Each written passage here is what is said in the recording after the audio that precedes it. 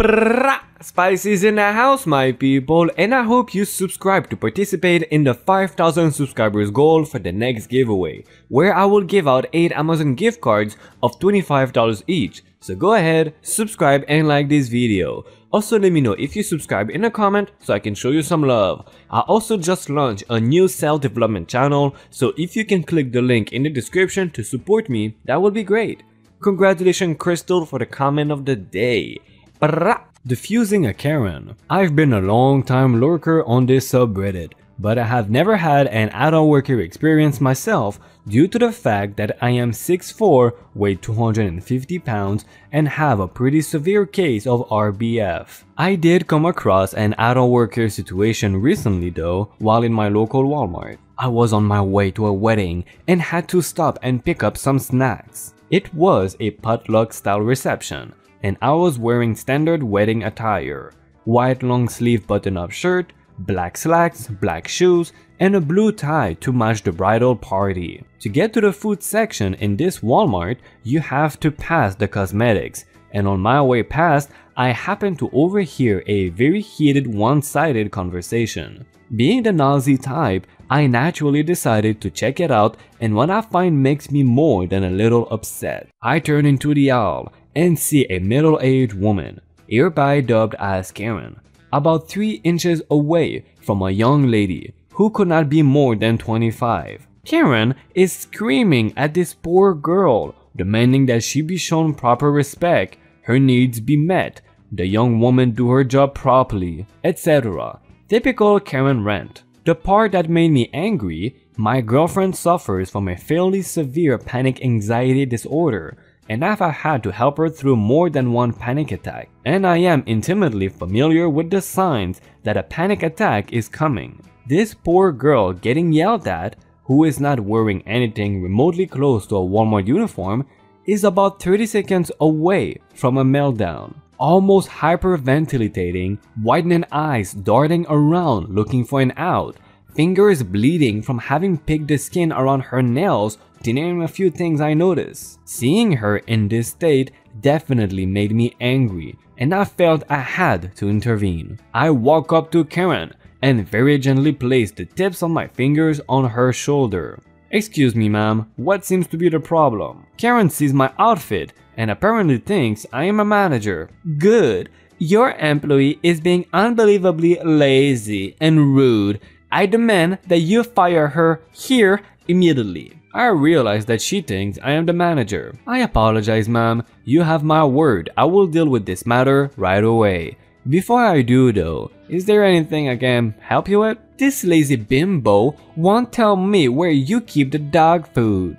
Again, I apologize for the inconvenience. Our dog food is kept on aisle 62 in the far right corner, and I point to the other side of the store. About time someone did their job. Karen then glares at the poor girl she was yelling at and storms off without another word. I turn to the young woman and take a small step back and tell her in a soft voice that she's gonna be okay and that the woman is gone. She seems to have calmed down enough that she's not in immediate danger of a panic attack, so I kinda smile and say, "You might want to grab what you need and go." When she finds out that aisle 62 does not exist and I am not actually the manager, she's gonna have a bit more to say to me, and it will probably be best if you were not around to catch anything in the crossfire. The woman looks at me confused at first, but when realization comes, she lets out a little laugh and nods. I give a friendly wave, grab my snacks, and thankfully I leave before Karen finds me again. Also, don't be a dick to strangers. Anxiety is no joke, and it is fairly common.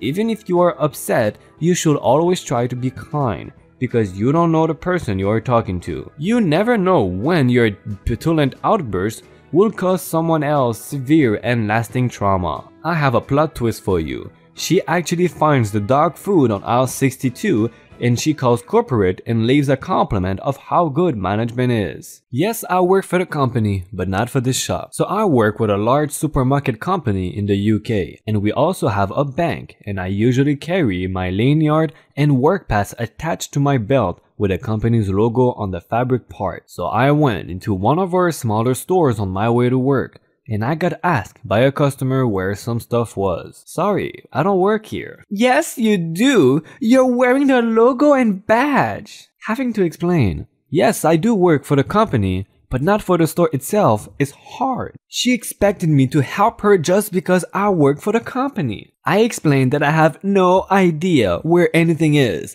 but did nicely direct her to someone who could help her. Lesson learned: to not have lanyard showing unless I am at my actual job. A big Hollywood premiere. Lady, I definitely don't work here. I was visiting my sister in LA who is attending film school. There is a premiere for a couple of project shorts the students have made at one of the campuses. It is a pretty simple setup. Small theater that seats about 100 people, table outside with some printing programs, and snacks and drinks laid out on some tables. Students invite family and friends, and the actors do the same. Some junior students volunteer to man the bar to raise money for their own short film project. Since I cannot sit still in a theater longer than 15 minutes, I watched the film my sister worked on, and slipped out before the next one started to play. I was socializing with some people I had just met, then broke from that group to throw my cup away in the trash can near the theater exit. Right at the moment I was about to release my cup into that can,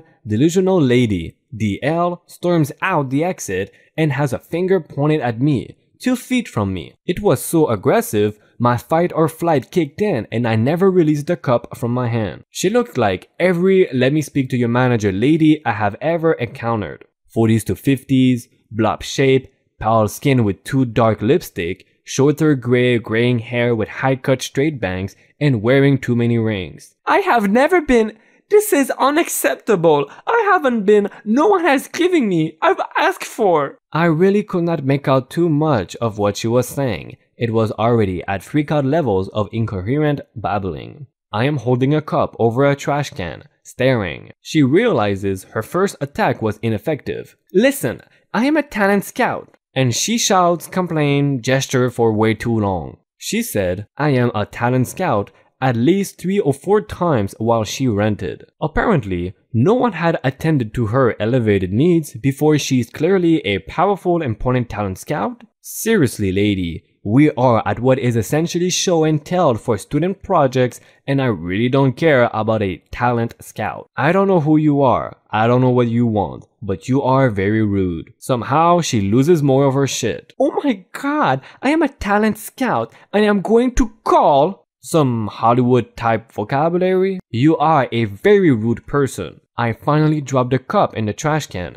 turn around and just walk away. I am actually kind of used to this type of encounter. Being a thoroughbred Asian Texan, living in a predominantly white southern town, I get mistaken for the help often because I don't look like the rest of the customers. She runs outside and starts dialing on her phone and pacing. A while later, the screenings are over. 100 people are out mingling and hitting the drinks. I regale tens of people with my funny new anecdote.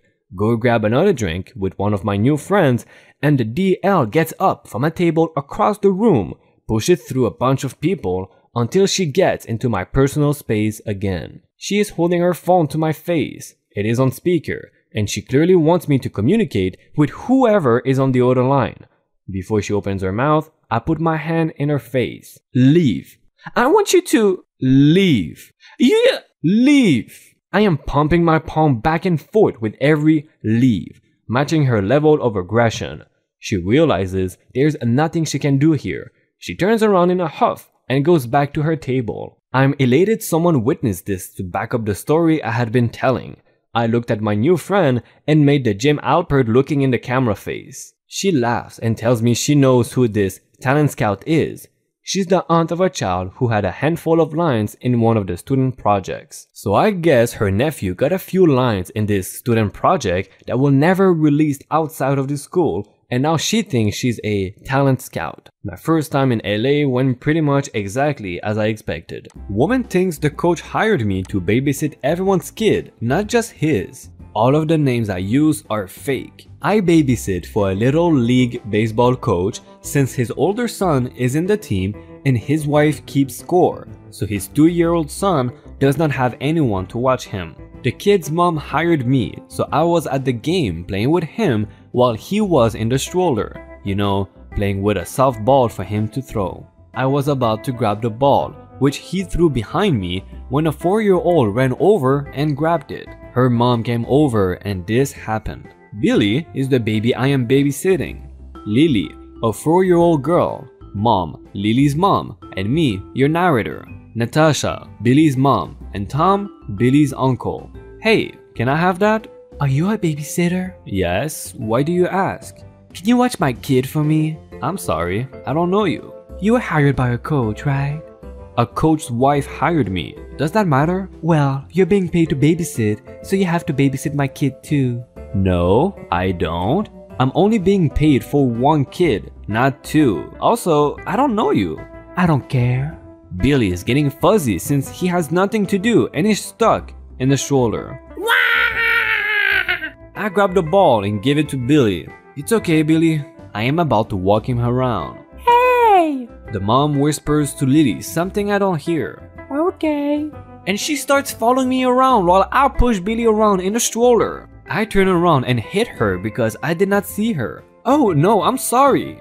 I am about to grab my first aid kit from my bag because she cut her hands a little. Are you okay? Wow. What did you do? I didn't know she was behind me. I'm going to tell your boss. Natasha comes over. What is going on? I didn't know she was behind me and I hit her with a stroller. Lies! You did know. I told you to babysit her. Wah! Can I see your hand? What are you doing? Helping her. Lily gives me her hand. What are you doing? See this? I pulled a bottle of peroxide out of my first aid kit. This is called Super Bubbles. They will help your hand, okay? I spray it on her hand. My mom called peroxide Super Bubbles when I was little, and that's where I got that. At this point, Natasha went back to her older son's game since Billy was not hurt. Don't hurt her this time. As she walks away. Can I play with the ball? No, go back to your mom, okay? Lily went back to her mom and mom started stomping over to me, angry.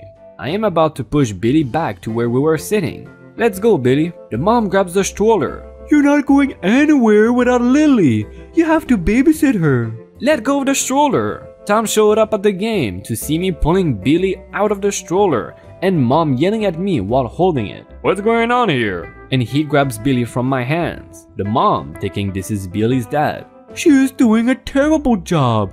She hit Lily with a stroller. This lady is trying to make me babysit her kid when I don't know her and her kid was behind me and I did not know that and I hit her with a stroller. Then this lady tried to stop me from leaving with Billy. Tom pulls the stroller away. Leave them alone. He hands Billy back to me. Go take Billy to the playground. Mom to Lily. Go with them. No, she is not babysitting her. You hired her for everyone's kid though. Tom is confused. I am Billy's uncle. I did not hire her. Well, who did? I'm going to tell them to fire her. Tom points to some random woman watching an older kid's baseball game. Her. I still work for them. That was in the fall. Guess what? I am going to be working the spring baseball season too. I feel bad for the woman Tom pointed at though. Before you go away or enjoy my playlist of IDontWorkHereLady videos, remember to subscribe to have a chance in winning one of the 8 Amazon gift cards I would give when we reach 5,000 subscribers. And also, I just launched a new self-development channel, so click the link in the description to support me if you wish. Thank you for your support, and hopefully you can help me create better videos with your likes and comments. My name is Spicy, and I'm out.